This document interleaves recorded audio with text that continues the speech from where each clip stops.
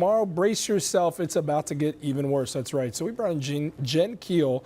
She's from Bentley's Petstuff and is here with tips on keeping our dogs and our cats safe during this Arctic blast. Good morning, Jen. Good morning. Thanks for braving the cold to come in here and help us out with our lovable pets. Yeah. So let's start with, in terms of braving that cold, it seems natural to think about layering even our dogs or cats. So let's start with some layers for our dogs. Absolutely. So in this cold, we can often think that because dogs have a layer of fur that they're going to be warm enough, but really it's kind of like going outside with just one layer on for ourselves in this weather. Sure. So in this, we have some like nice jackets and sweaters that we put on their dogs just to keep them warm. You really want to focus on these keeping really their insulate too. Yeah, like insulate it.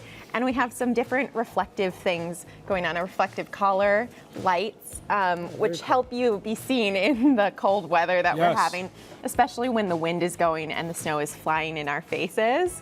And another important thing is to put on some nice shoes, or at the very least a wax on the paws. Yeah, because I've seen that. We were talking about it with Mike, our great cameraman here. He was talking about his dog is a smaller one and gets cold with its feet, and probably booties or the wax will go a long way. Yeah, and another thing that you can encounter is that a lot of salt that people use is not safe for pets, so it can... Now, see, that's a big thing because people may live in apartment complexes where they're not the ones using the salt. Absolutely. And you should probably go out and get some of this. And what is the hazard there?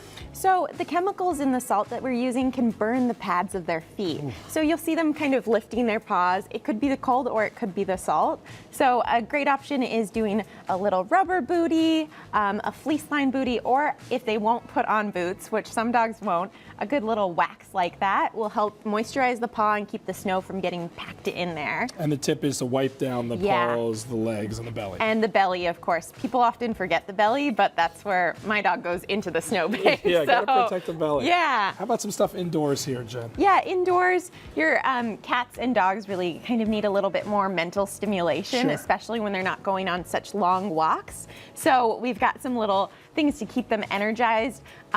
Like cat dancers are kind of a fun thing to get them exercising, get them doing some kitty burpees or something like that. And something nice to chew on, like this is a little no-hide stick, and this is a duck neck, actually, a freeze-dried duck neck. Wow. But those kinds of things can really help them work out their energy and aggression. Same with dogs. These ones are little treat toys, so you can put treats inside of each of these. The classic Kong you can fill with different things, and I really love this ball because it's not loud in my apartment, so you can toss it around, but you can also fill it with treats.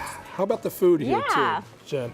So these are different warming foods. Okay. So this is following the philosophy of food energetics, where different proteins have warming and cooling effects on the body. Great. So in the winter, it's really nice to feed a warming protein like venison, chicken, lamb, or goat is a good one too. There's different ones you can feed like that. I love that. Now this is my favorite, the grand finale right here. So the dog has its little igloo of sorts here that is set up to keep them warm. Yeah. And can you tell me a little bit about this quickly? Yeah, so it's kind of nice to keep different areas, keep the dogs and cats lifted off the ground a little bit in a nice warm place and have different spaces for them. So for this one, you can actually fold it down too, and it can be a little thing for a cat or dog, but these kind of keep them cozy and warm in the winter. Now, one tip, do not do this as we open it up here. Yeah.